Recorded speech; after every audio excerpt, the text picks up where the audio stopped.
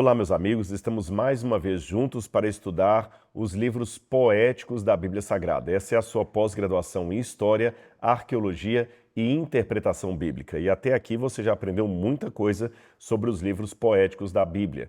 Você sabe que eles também são atrelados à sabedoria. Você já aprendeu o sentido do Oriente Médio Antigo de sabedoria, como ela afetava o dia a dia das pessoas. Você já viu a importância da estrutura dos salmos, do paralelismo, como eles faziam isso para valorizar ou pelo menos facilitar a memorização do texto bíblico. Você viu como seria provavelmente a melodia de salmos antigos e hoje nós vamos continuar estudando um pouco mais sobre a estrutura, vendo algumas formas um pouco mais complexas de paralelismo, tá certo? Você sabe que nem todos os paralelos são sintéticos e antitéticos como nós mostramos. A maior parte sim, mas há outros que são diferentes. Por exemplo, se formos a Provérbios capítulo 22, versículo 1, você vê que aqui tem uma estrutura ligeiramente distinta daquela forma comum do paralelismo. Diz assim: mais vale o bom nome do que muitas riquezas. Ser estimado é melhor do que prata e ouro. Aqui você vê que segue o paralelismo, mas de uma forma um pouco diferenciada. E há também casos, como por exemplo o Salmo 136, onde a estrutura é marcada não necessariamente por um paralelismo de ideias, mas pela repetição de um conceito ou de uma frase. Aqui você lê o Salmo 136 e você vê que a cada verso se repete: porque a sua misericórdia dura para sempre. Você tem isso, Salmo 136, verso 2, no verso 8, porque a sua misericórdia dura para sempre. No verso 6, no verso 5, no verso 9, em várias porções do Salmo se repete o refrão, porque a sua misericórdia dura para sempre. Seja de uma forma ou de outra, o objetivo básico dessas estruturas, como eu disse, era facilitar a memorização do texto, uma vez que as pessoas não tinham o dispositivo que temos hoje de levar todo o livro dentro de um tablet, de um celular, ou mesmo em forma impressa, colocada numa estante de prateleira. Na verdade, as pessoas tinham muita dificuldade de ler e escrever e possuir livros. Então, o meio mais fácil, mais inteligente, seria facilitar o conteúdo do livro para que elas pudessem ter aquilo forte na sua memória, tá certo? Mas vamos estudar outras formas de estrutura que nós vemos na Bíblia. Eu vou mostrar para você um exemplo aqui de um paralelismo de congruência, como falamos, ou paralelismo sinônimo. Perceba o que está em Jeremias capítulo 51, verso 27. Levantai um estandarte sobre a terra, tocai um chofar entre as nações. Perceba que a palavra levantai está em paralelo com tocai.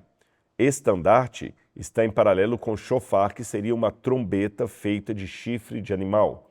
Sobre a terra, entre as nações. Então você vê que a história, a ideia que está em cima, é repetida com mais ênfase embaixo, embora com palavras bem distintas e conceitos também próprios. Vamos igualmente analisar o Salmo 107, verso 16. Pois quebrou as portas de bronze e despedaçou as trancas de ferro. Pois quebrou, despedaçou as portas de bronze, as trancas de ferro. Portas, trancas, bronze e ferro. Você percebe aqui que as ideias são realmente apresentadas, justapostas, para reforçar a memorização daquele conteúdo. Vamos ver agora mais um exemplo curioso de paralelismo antitético, que, como eu já falei em aulas anteriores, é aquele onde o paralelo é feito não pela similaridade, mas pela contraposição das ideias. Salmo 85, verso 12 diz: a verdade desde a terra brotará, a justiça desde o céu descerá. Perceba, embora verdade e justiça possam ser sinônimos, pelo menos do ponto de vista da ética, nós temos o contraste. A verdade sobe desde a terra, a justiça desce desde o céu. A verdade brotará, movimento para cima, a justiça descerá, movimento para baixo. Também no Salmo 1, verso 6 diz: o Senhor conhece o caminho dos justos, mas o caminho dos ímpios perecerá. O Senhor conhece caminho dos justos, caminho dos ímpios. Um tem o conhecimento do Senhor, o outro tem como destino o perecimento. Finalmente, o Salmo 34, verso 10 também diz: os leõezinhos necessitam e passam fome, mas os que buscam o Senhor, bem nenhum lhes faltará. Perceba que aqui você tem uma contraposição entre leões e os que buscam a Deus, no sentido de que o ser humano tem uma consciência do sagrado, uma consciência do divino. Os animais não têm essa consciência. Por isso que os homens ou os seres humanos são contrastados aos leões, que são animais. Da mesma forma, diz que os leões necessitam e passam fome, mas os que buscam a Deus, bem nenhum lhes faltará. Existe ainda uma forma mais complexa de ampliar o paralelismo sintético. Nós vamos ver isso, por exemplo, no Salmo 1, que eu quero ler com você. Salmo 1, verso 3. Ele é como a árvore plantada junto à corrente de água, que no devido tempo dá o seu fruto, cuja folhagem não se murcha. Tudo o que ele fizer será bem-sucedido. Veja, ele é como a árvore plantada nas correntes d'água, cuja folhagem não murcha. Tudo o que ele fizer será bem-sucedido. E o centro dessa estrutura é justamente que, no devido tempo, dá o seu fruto. Aí essa estrutura já me remete para uma outra forma de colocação da poesia hebraica, que é o chamado quiasmo. Ele é pouco conhecido, mas eu vou explicá-lo para você. O quiasmo pode ser visto em passagens como Gênesis capítulo 9, verso 6, que diz: quem derramar o sangue do homem, pelo homem o seu sangue será derramado. Olhando assim, grosso modo, não parece trazer nenhuma novidade esse verso da Bíblia. Mas se você olhar na estrutura da colocação das palavras, você também descobre um paralelismo aqui. Um paralelismo que poderíamos chamar de quiasmo. O que é o quiasmo? O quiasmo vem da origem desta letra que aparece aí na tela. A letra Ri, que equivaleria ao nosso X, apenas na escrita, mas não na pronúncia. E você tem então o Ri maiúsculo e o Ri minúsculo. O quiasmo é justamente isso. É quando você coloca um ponto aqui, outro aqui e outro aqui, um ponto central que às vezes aparece ou não, indicando que a forma paralela do texto é a forma de um X. Sendo a forma de um X, ela é chamada de quiasmo, porque o X em grego é o som de Ri, e o nome da letra também é Ri. Então, chiasmos, ou quiasmo, como falamos em português. O copista medieval dessa porção do Antigo Testamento percebeu que o livro de Lamentações, capítulo 5, verso 3, até o capítulo 12, versos 13 a 22, estaria na forma de um quiasmo. Perceba que, por causa disso, ele escreveu o texto imitando exatamente a forma de um X. Isso vai ficar mais claro se você entender algumas passagens como Isaías, por exemplo, que trazem a estrutura quiástica muito bem montada. Eu vou ler primeiro Isaías para você, depois vou colocar na estrutura do quiasmo e você vai ver como é que ela obedece exatamente o que eu estou explicando aqui. Isaías capítulo 55, versículos 8 e 9. Isaías capítulo 55, versículos 8 e 9. Na minha tradução diz assim: porque os meus pensamentos não são os pensamentos de vocês, e os caminhos de vocês não são os meus caminhos, diz o Senhor. Porque assim como os céus são mais altos do que a terra, assim os meus caminhos são mais altos do que os seus caminhos, e os meus pensamentos são mais altos do que os pensamentos de vocês. Lendo assim na Bíblia, talvez você não perceba a estrutura quiástica, mas vamos colocá-la num painel e você vai ver. Vamos separar as linhas do quiasmo por letras, aí vai ficar mais fácil você entender o seu processo. Vamos lá. Na letra A, nós teríamos a frase: porque os meus pensamentos não são os vossos pensamentos. Se você olhar da última parte, repete-se esse mesmo conceito. E os meus pensamentos são mais altos que os vossos pensamentos. Percebeu? A mesma coisa que eu tenho na primeira linha, eu tenho na última. Agora, vamos ver se o fenômeno se repete entre a segunda linha e a penúltima linha. Vamos lá. Nem os vossos caminhos, os meus caminhos, diz o Senhor. Aí a penúltima linha diz: assim são os meus caminhos, mais alto que os vossos caminhos. Você percebeu então a estrutura? Vamos ver mais uma vez para ficar claro. A letra A diz: porque os meus pensamentos não são os vossos pensamentos. A última letra A, e os meus pensamentos são mais altos que os vossos pensamentos. Letra B, nem os vossos caminhos, os meus caminhos, diz o Senhor.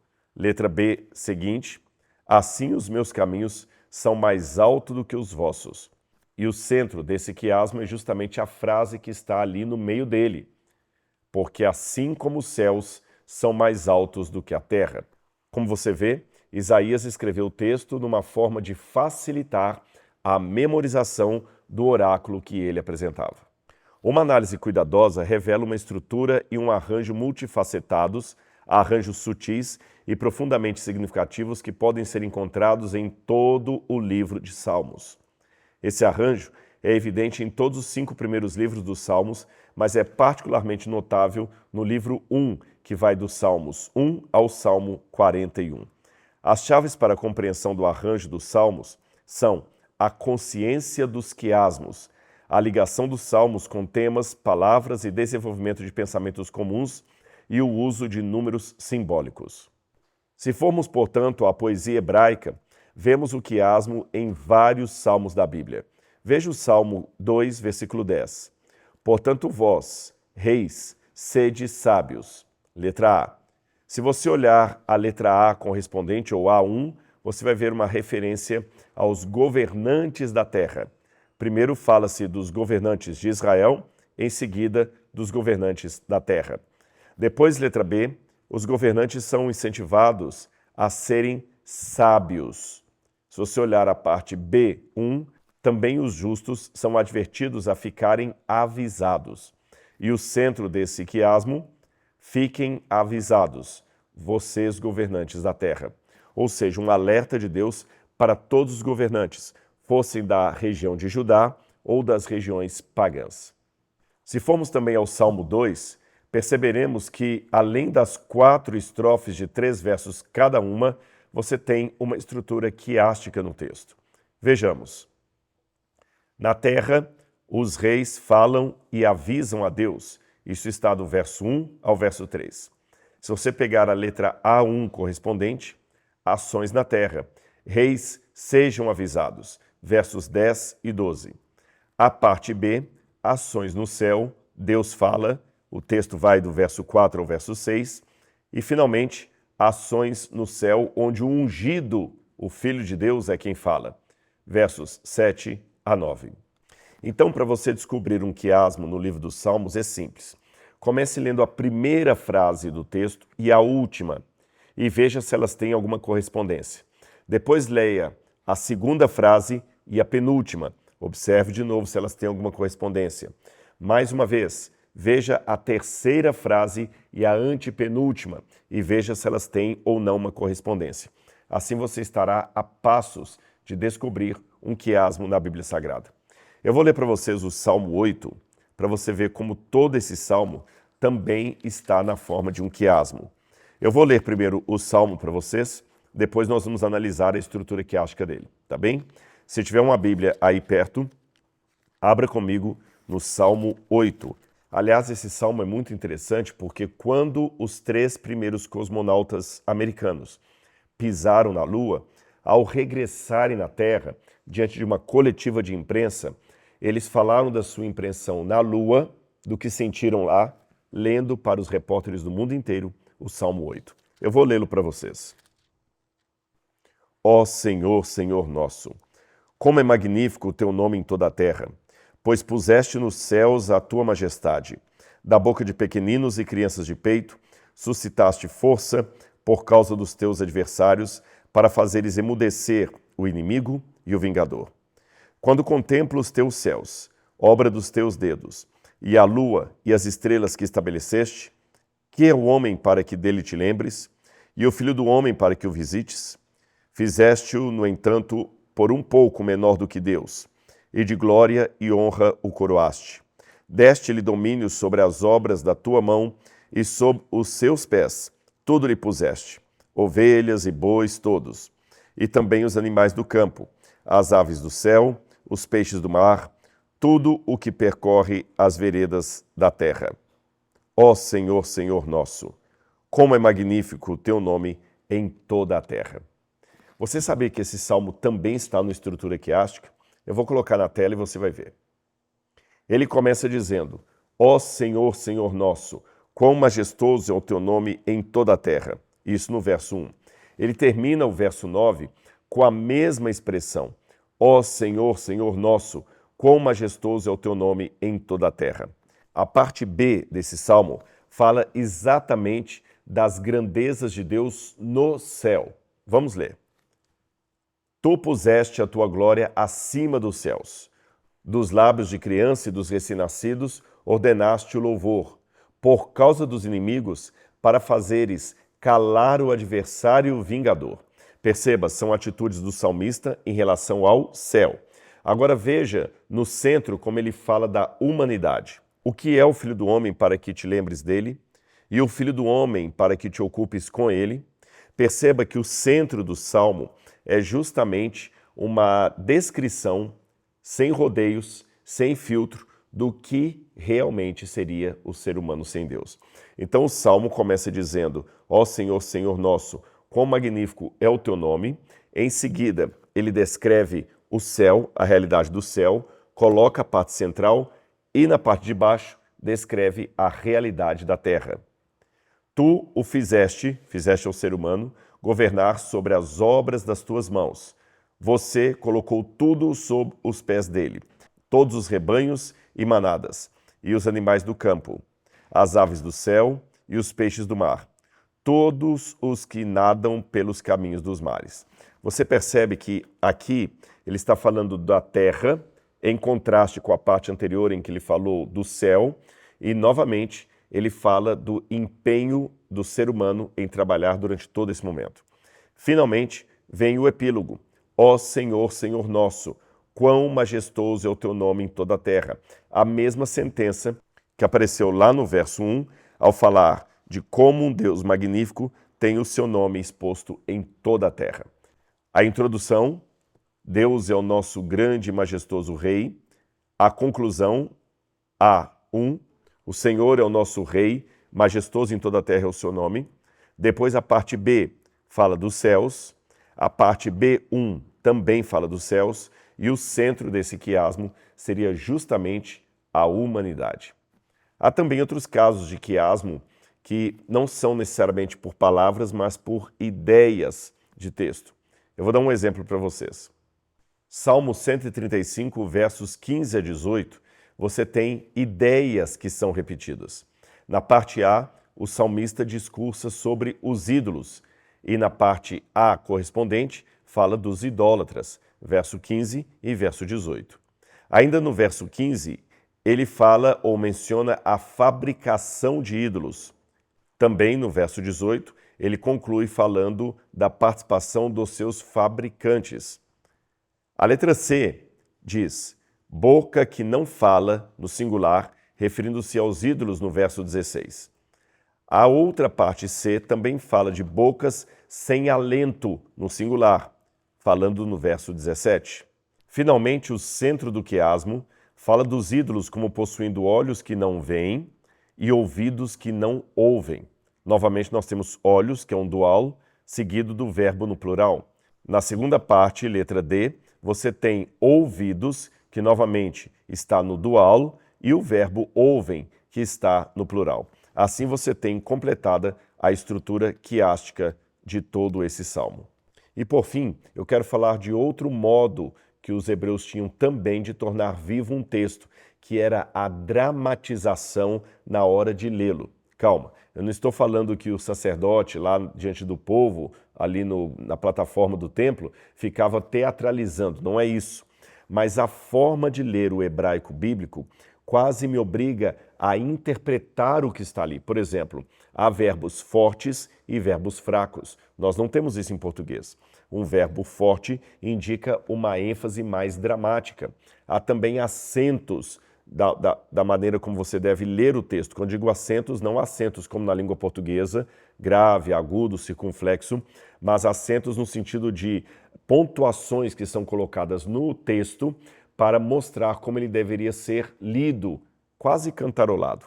E, finalmente, há também muitas onomatopeias que imitam o som de um animal, de um vento, de uma porta abrindo, à medida que você vai lendo. Quer ver? Vamos dar alguns exemplos de onomatopeia. Você tem, por exemplo, a palavra bakbukim, que significa um líquido sendo derramado de uma garrafa. Realmente, bakbukim não parece glog, glog, glog, glog? Exatamente. Você tem outra palavra em hebraico, a palavra zimzum, que significa zumbido. Ó, zimzum, zimzum. Não lembra aquele mosquitinho chato que fica no ouvido da gente? Essa é uma onomatopeia do hebraico. Outra, a palavra tiftuf, significa pingando. Tiftuf, tiftuf, tiftuf. Assim que eles imaginavam algo pingando. Você tem também rishurush, que significa o barulho de folha se amassando, sabe? Quando você faz aquele barulho. Ó, isso em hebraico é rishurush. Percebeu a onomatopeia? Vamos mais uns dois. Larshush é o som do sussurro. Larshush. Até você quase faz os lábios de um sussurro para pronunciar. E você tem também guiguá, que é o som do grasnado, aquele som que o pato faz, quá, quá, quá, sabe?